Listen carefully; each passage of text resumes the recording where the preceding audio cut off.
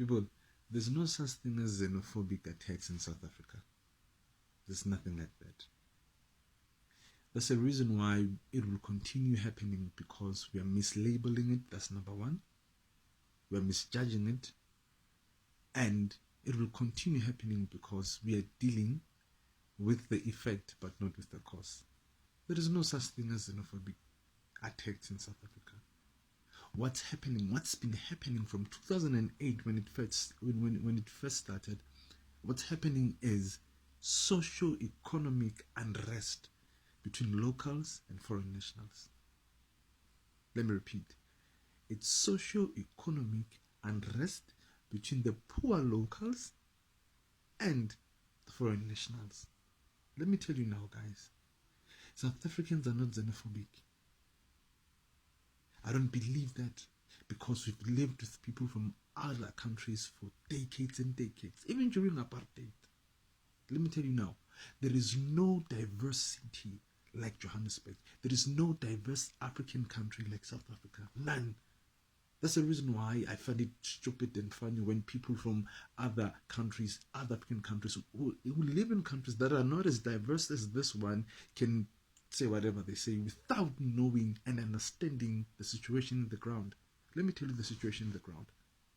One, you have a black majority that is poor, that lives out of scarce resources, that has to share those scarce resources with other people from other nations. Buffett, South Africa does not belong to everyone who lives in it. It belongs to South Africans. Let's understand that. So, when these poor locals have to share these scarce resources with people that come from outside, believe me, the competition for the little resources that are there becomes intense, and that's the reason why there is tension and turmoil between South African locals and foreign nationals. This, guys, is a socio-economic problem. It's a socio-economic problem. It's not a xenophobic problem. And to think that this is only a South African problem, we are still not dealing with the problem. This is not a South African problem. This is an African problem. This is an indication that African governance has failed. If someone moves from Nigeria or any other African country, I want to speak about Nigeria, not to be specific. That's one of the biggest oil producers in the world. The person moves from Nigeria. They leave the comfort of their home. They go to another country far away to seek a better life. What does that mean? Any nation that loses its people, especially its youth, to another nation, it is a failed state. I don't care what they say. It is time now that African nations, other African nations, and even the heads of state, they introspect and stop pointing at South Africa and introspect and say, why are our people living here and going to that country to seek a better life? And when they get to that country, they have more rights in that country that they have here at home. No, it can't be. It can't be. No one has to be attacked. I reiterate that. No one has to be hurt, beaten, or even killed.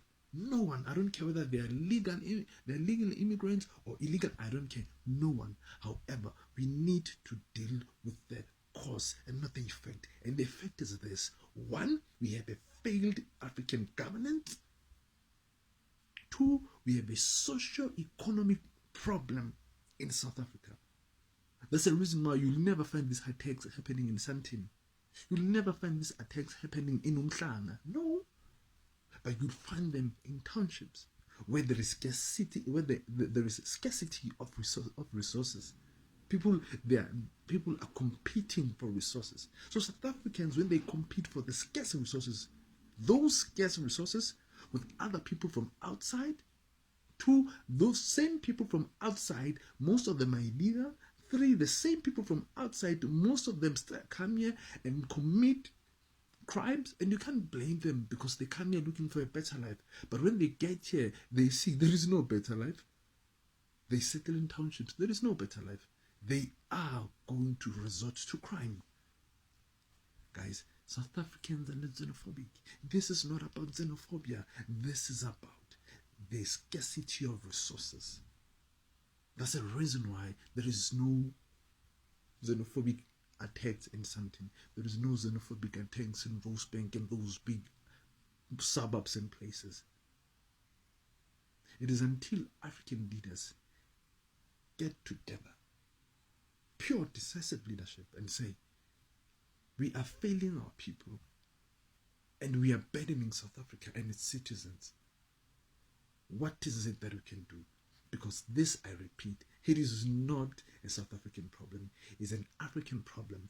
It is an indication that governance in Africa has failed. We have a lot of failed states in Africa. That's the reason why the citizens are hurting in another country. And ask yourself this, why the very same citizens, they say, we are not going back home. We'll rather fight here. Why? Why? There is none of them that say, you know what, we're picking our bags, we're going home. They don't say that. They resort to stay in a foreign country and fight for their existence and fight for their lives. Africa has failed. This is an indication that African governance has failed. And I tell you now, the meantime we keep labeling it xenophobic attacks, it will happen some few months down the line, I tell you, because we are still dealing with an effect, but we are not dealing with the cause. And the cause are two. One, failed African governance. Two, the scarcity of resources. This is not xenophobic. This is about a socio-economic unrest between the poor locals and the foreign nationals. Africa must unite. Africa must be one. However, each and every state whose citizens are here, asylum seeking or not, must take responsibility. And it's high time that the South African government takes this seriously. If we have to tax those countries for their citizens that have been taken care of here in South Africa, getting health services here in South Africa, we have to. And why? I love you all Africans. I am Africans and I love you all Africans. But let us deal with the problem. You cannot neglect your government and keep blaming other people that are fighting for their own scarce resources. No. This is an African problem. It's not a South African problem.